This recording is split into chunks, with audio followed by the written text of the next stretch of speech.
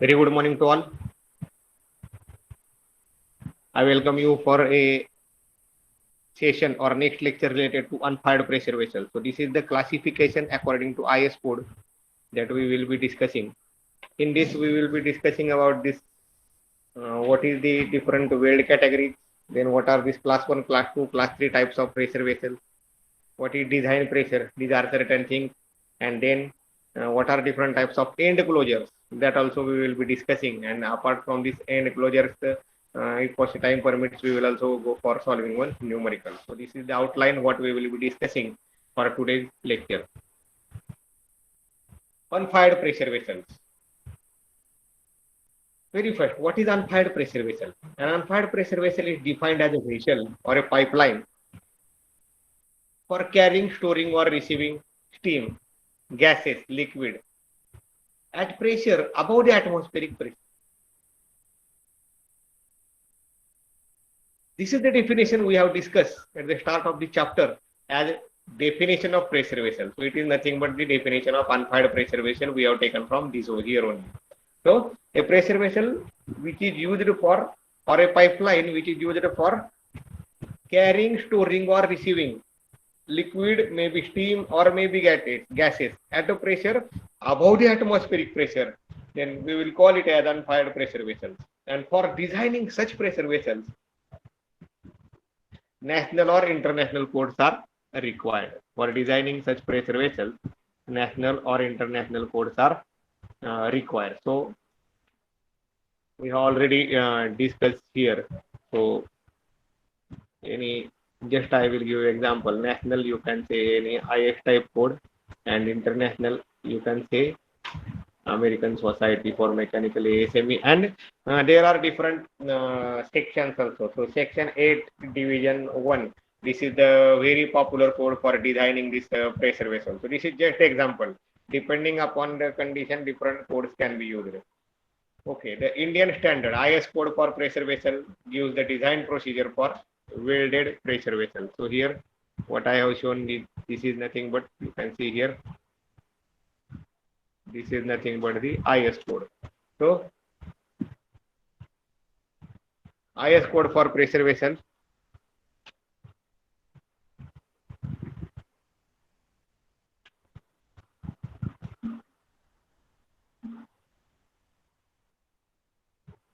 It gives the design procedure for welded pressure vessels that are made of ferrous materials and subjected to internal pressure from 1 kgf cm square to 200 kg per cm square. Okay, you can convert it in Newton also, it is given. So this is the scope for this particular Indian standard code, IS code. Small pressure vessels with diameter less than 150 mm or water containers with capacities less than 500 liter does not come under the scope. Very important. What will not covered in the Indian standard IS code? So small pressure vessel with diameter less than 150, diameter less than 150 millimeters, or water container is there and it is having the capacity less than 500 liters, so it will not come under the scope of this IS code. Okay, then this code does not include the steam boiler, nuclear pressure vessel. So steam boiler, there is separate code IBR, Indian Boiler Regulation Act. So these boilers will also not come under this IS. Then nuclear pressure vessels, very important. Section 3 is there. ENB, for example, I am telling. So like this, ASME sections are used for this. So this nuclear pressure vessel will not come under this IS. And hot water storage tanks also not come under this IS code. So this gives that what is not under the scope of IS. This gives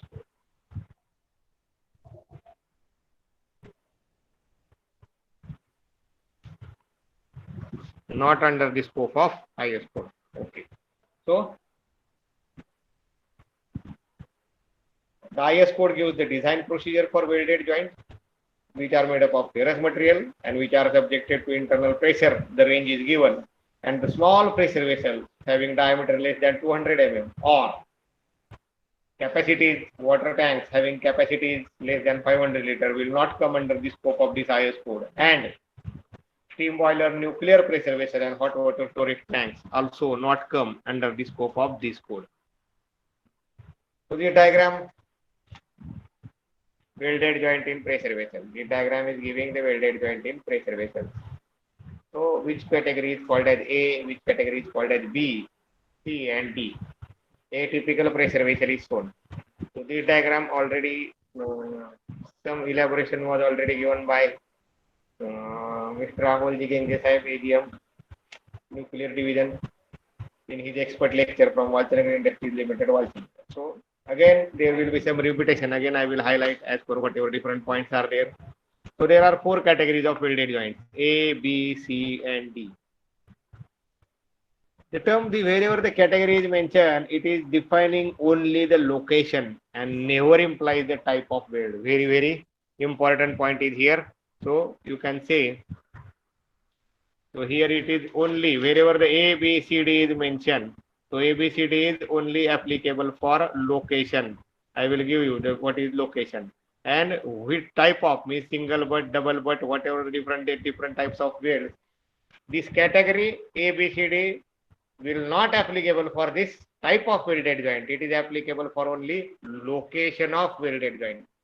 And what are the different welded joints under these 4 categories? So category A, longitudinal welded joint within the main shell, communicating chambers, nozzles, circumferential joint, any welded joint in spherical or formed head. So very, very important, see here. So A is generally written for longitudinal.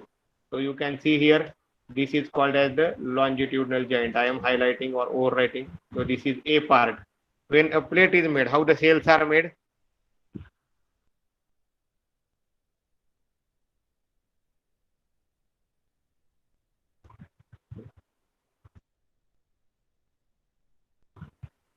So A, category A. So category A defines the longitudinal. So what is longitudinal? How a cell is formed.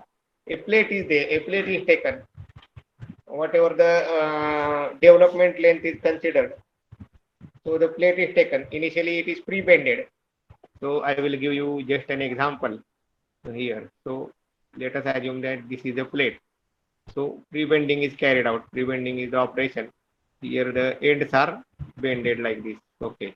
And then it is rolled and it will applicable like this. And here welding is done and again then finishing is done. So whatever these type of joints are called, so this is the nothing but the longitudinal seam. So I am highlighting here. It is the long seam. It is also in the industry longitudinal seam, or it is also called as the long seam welded joint. So all long seam comes under this. So see here A, then here also A, long seam in the shells. Now long seam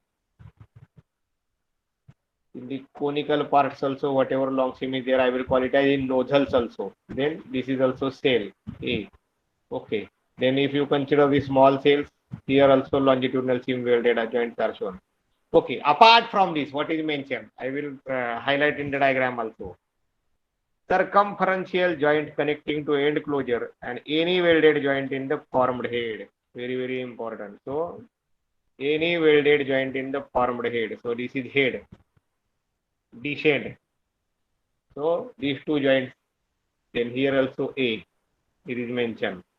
Then this A I have shown. So these are the different joints from under category A. In category B, it is the circumferential joint in the main cell, communicating chamber and nozzle. So circumferential joint, like this you have made shell 1. Similarly, you have made shell 2. If you see the another view, this is your one welded joint. This is your another shell. This is your welded. These 2 are long seam. Now these 2 shells are welded together. So I can show here like this. These 2 shells, shell 1 and shell 2. So here these are welded together. This is, so this is nothing but your 2 shells are joined. So this is circumferential. So in industry it is called as surseam also, surseam joint. So we will call it as here circumferential weld joint. So all cerium joints comes under category B. So I am trying to explain you this is category B, circumferential weld category B. Then this nozzle category B. So these are the joints in the parts also, nozzle also, this category B. Okay. Then you can see here also, this is category B. So all these circumferential joints comes under this category B. And one important point though already mentioned by that. So as per as standards or codes are concerned, so this is the cerium joint, long seam joint of shell. This is the long seam joint of shell. So always there should be staggering, and whatever the distance, it should be greater than minimum 5 times t. So this is not from syllabus. This is the from industrial experience, that what is required, that I am giving you idea. Because these joints should not directly come under the, it should not be the case that they are along the straight line. There are more chances of failure. So these two long seam joints are always to be required to be separated by some amount. It is also called as the staggering arrangement as in industry terms, and this should be always greater than 5 times thickness. So this is the additional input.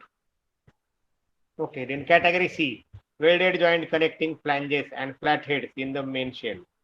So category C, you can see connecting flanges and flatheads. So here you can see a flathead is connected. So here type C is there. Then here also a flathead is connected, type C. In this case also a flathead is connected. Here also a flathead is connected. Again the flathead is connected. So I can show it here. So when a flathead is connected to main shell, nozzle, or any other case, a flange is connected, it comes under category C. And last category D, welded joint connecting communicating chambers and nozzle to main shell. So when we are joining any nozzle or communicating chamber, it comes under D category. So see here. This joint D. Okay, see here. This is the joint D. Again, you can see here.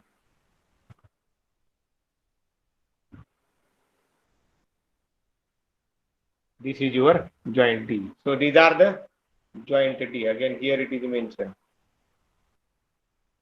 So nozzles like these elements connecting to main vessel, it comes under joint D. So these are the different categories of category A, B, C, D. And this category, just now we have discussed, it indicates only the location of the weld and not the type of the weld. So we have discussed these 4 categories. Let us proceed further. Pressure vessels are classified into 3 groups, class 1, class 2, and class 3. So this is the classification of pressure vessel as per IS code. So I will mention here, this is nothing but the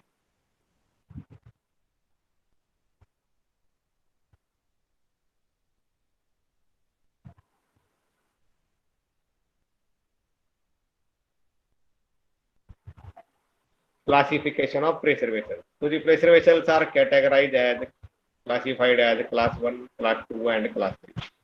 The class 1 pressure vessels are used to contain lethal and toxic substances. Very, very important. Lethal, very dangerous to human life, can cause death also.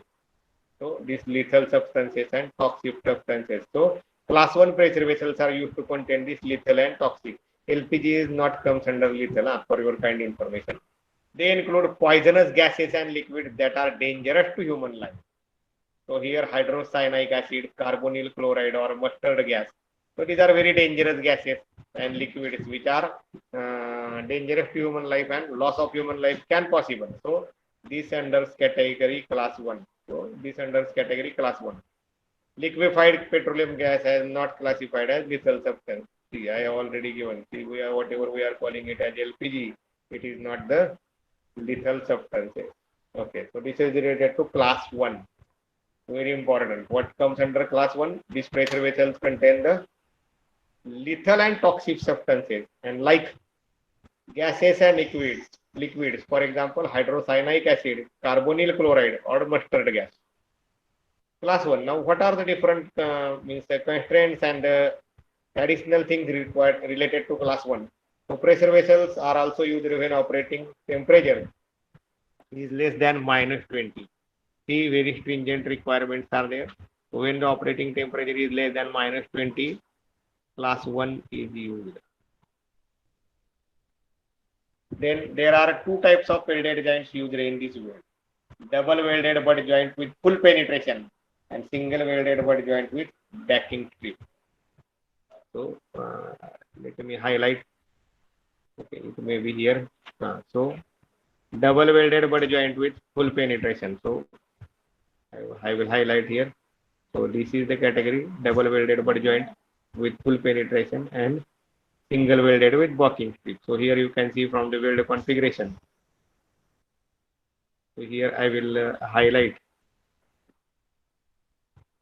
like this. So if you pay for your understanding, I am drawing this. So this is double welded and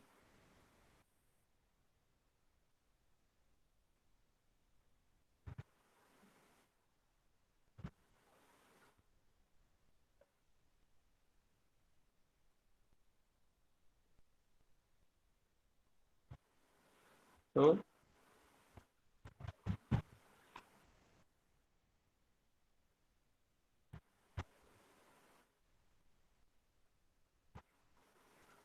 like this here welding will be done. So this is your double welded butt joint. So I am highlighting here. This is your nothing but double welded butt joint. So it is class 1. It is required.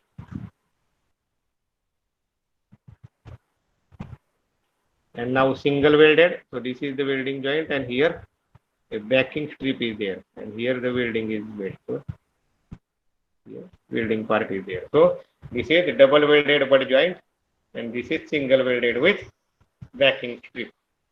Welded joint of class 1 pressure vessels are fully radiographed. Very, very important. So there are different types of non-destructive testing. Ultrasonic testing, radiograph testing. So this is fully radiographed. RT, radiographic testing is there. 100% radiography. So class 1, as they are used for this very dangerous gases and liquids. So only these two types of weld joints are permitted and 100% radiography is required. So stringent requirements are there as far as this class 1 is concerned.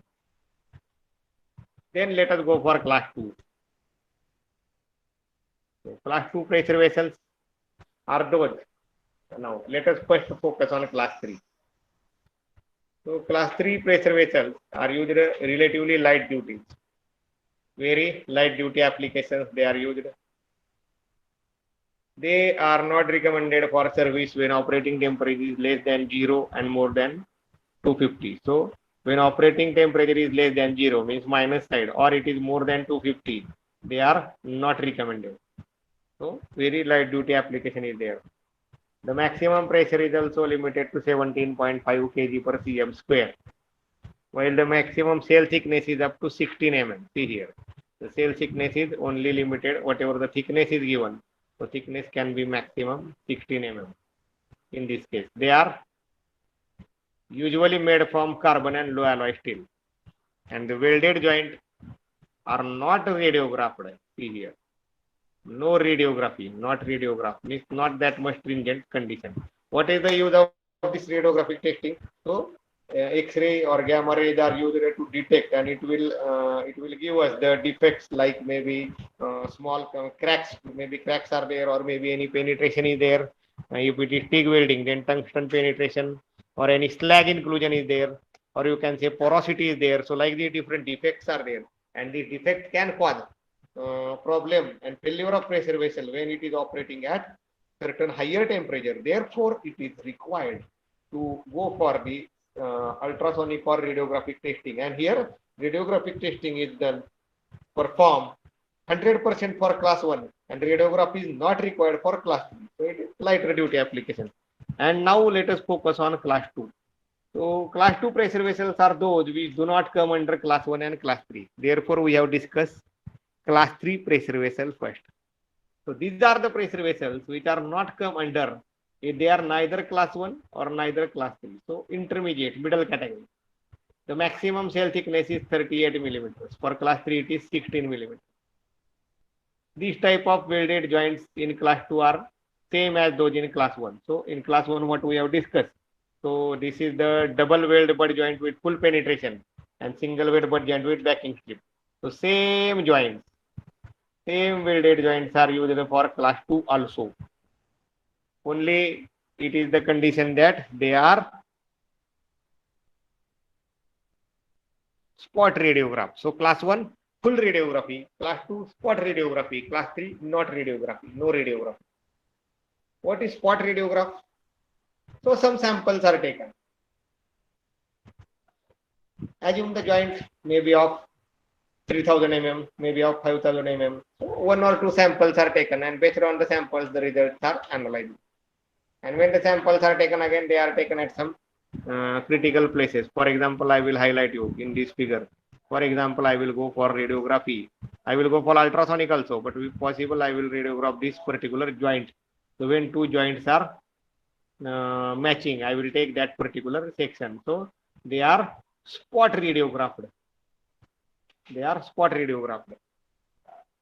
Sample radiography is taken.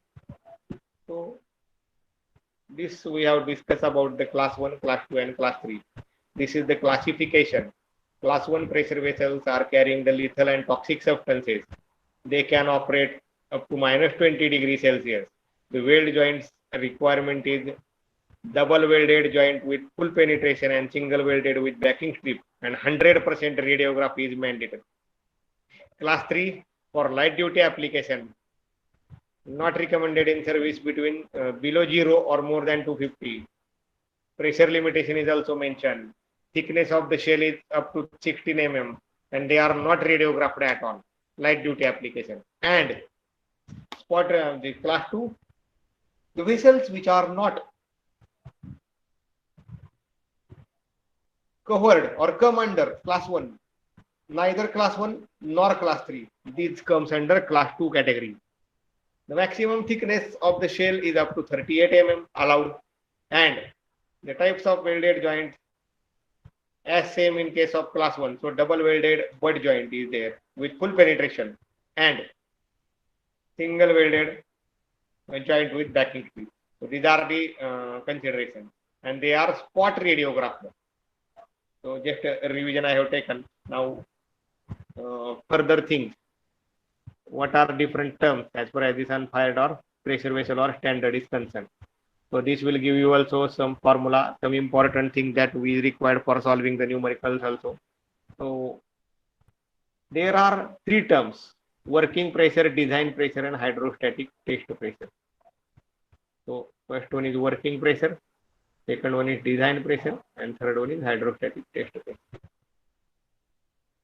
Let us see one by one.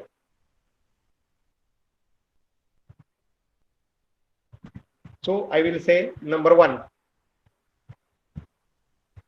The maximum working pressure is that which is permitted for the vessel in operation, which is permitted in operating condition. So this is the working pressure. It is the pressure required for the processes that are carried out inside the pressure vessel. So what is the maximum pressure permitted? It is nothing but the working pressure. Very important. Or simple term is also there. Maximum pressure permitted is called as the working pressure. The design pressure is the pressure used in design calculation or maybe shell thickness. Also in design of other attachment like nozzles and openings. The design pressure is obtained by adding minimum 5% to maximum working pressure. So here what we are saying, the maximum working pressure is nothing but the pressure which is allowed, which is permitted for the vessel. Okay, which is permitted for the vessel. So what is design pressure? It is mentioned here that the design pressure is 1.05 times, means it should be minimum 5% more. It should be minimum 5% more than the working pressure. So I will call it as design pressure. So you can see here the design pressure is equal to, you can see here the design pressure is equal to 1.05 times maximum working pressure. So if it is given that working pressure is there, you have to convert it into design pressure, multiply it by 1.05, then and then only you will get design pressure. And when you will use in the formula, you will use the design pressure. Okay, so the design pressure, it is used in the calculation, design calculation such as shell thickness, for nozzles, opening, etc. And design pressure should be always at least 5% more than the working pressure. So it is 1.05 into maximum working pressure. This is number 2. Number 3, hydrostatic pressure. Vessel is finally tested by hydrostatic pressure.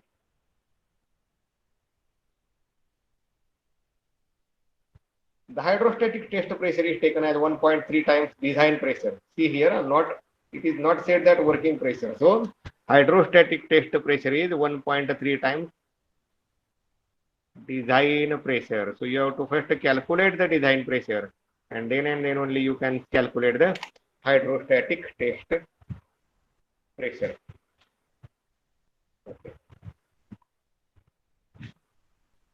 So hydrostatic test means if any company is manufacturing a boiler, a pressure vessel, so it is required to be tested.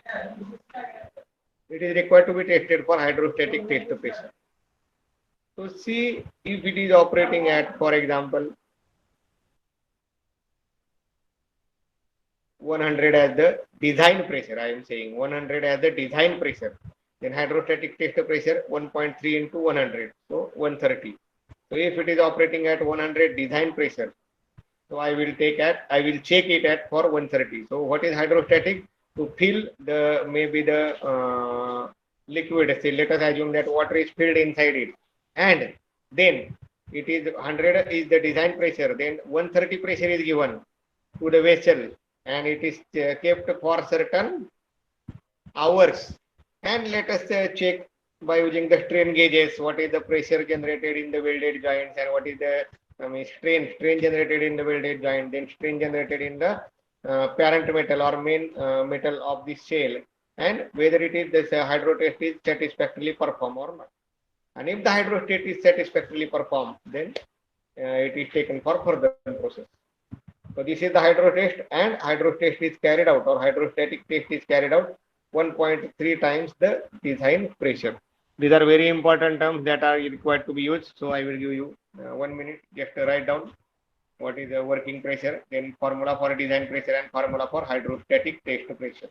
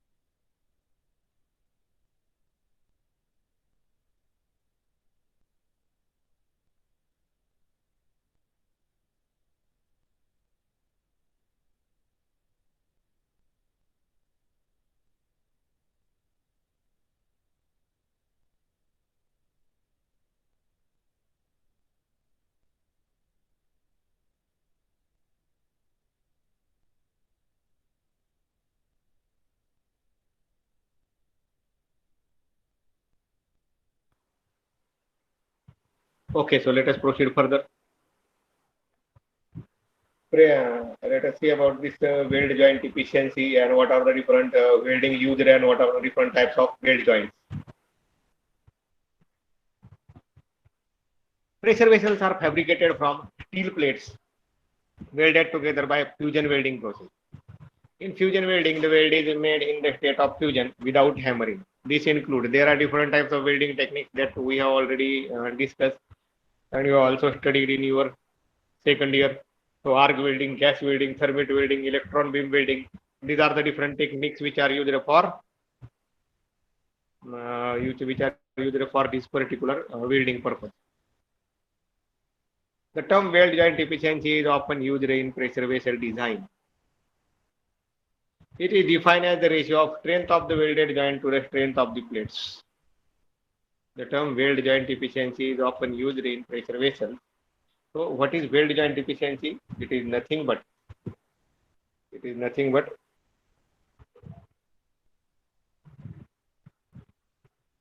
weld joint efficiency. It is the ratio of strength of welded joint to strength of plate. I will say efficiency. It is strength of welded joint to strength of parent material. I will call it as plate. So strength of plate or strength of parent material.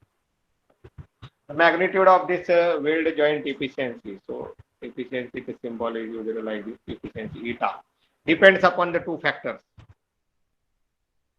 the type of weld joint and the method of weld inspection. So these are the two factors which are used for this weld joint efficiency magnitude. The three types of commonly used welded joints are. So first two we have already discussed. So first joint is double welded butt joint with full penetration. So this is category number 1, double welded butt joint with full penetration. Second is single welded with backing strip. So if you can see here, it is the backing strip. So single welded butt joint with backing strip, and single welded butt joint without backing strip. There is no backing strip. So this will give you the most good condition, excellent one, more strength, stringent application. This is used quite less as compared to, and this is lesser. So depending upon application, this is used. So these are the three different weld joints. So let us see what are the efficiencies as far as these weld joints are concerned. So weld joint efficiency. Weld joint efficiency, we have discussed that eta is equal to the strength of the welded joint divided by the strength of the plate or parent metal. So double welded butt joint. Weld, how it is taken. So weld joint efficiency in the numerical it is given, or you have to take. So how it is taken? The weld joint efficiency. Double welded butt joint with full penetration. When they are fully radiographed, it is taken as 100%. So 1. It is given in fraction. Spot radiograph 0.85 means 85%, and not radiograph 0.70. So when the double welded butt joint is there with full penetration, and when the joint is fully radiographed, the efficiency is taken as 1, means 100%. 1 is in fraction. Then when they are spot radiographed, it is taken as 0.85, and when no radiograph is taken, then it is 0.7. Okay, let us proceed for the second configuration. The second configuration is single welded butt joint with backing strip. So backing strip is there. The second configuration.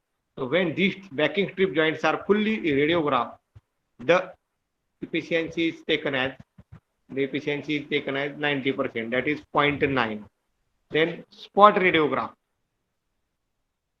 0.8, 80%, and not radiograph 0.65. So 65%.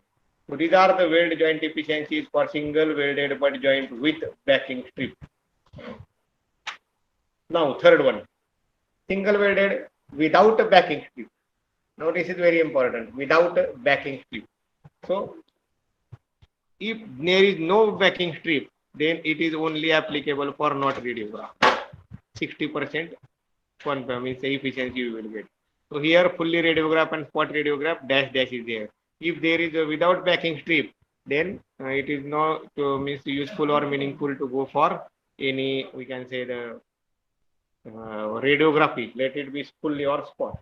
So depending upon the case, for example, let us take an example. The weld joints are single welded butt joint with backing strip and spot radiograph.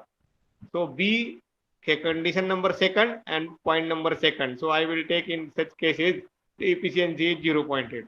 So either it is given in the numerical or we have to take from the chart. If it is not there, then we have to take from the chart.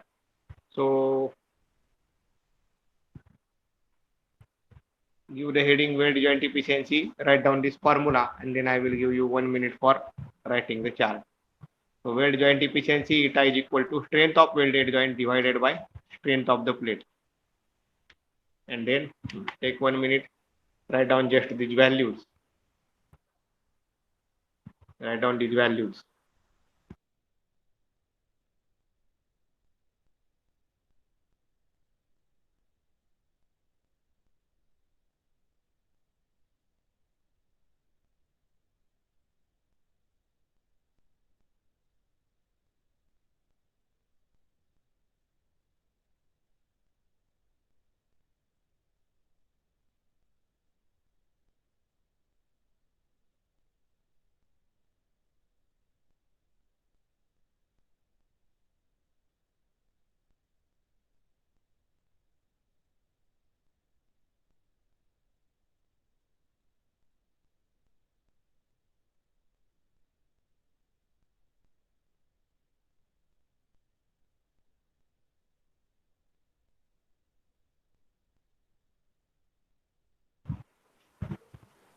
Okay, so this is the weld joint efficiency.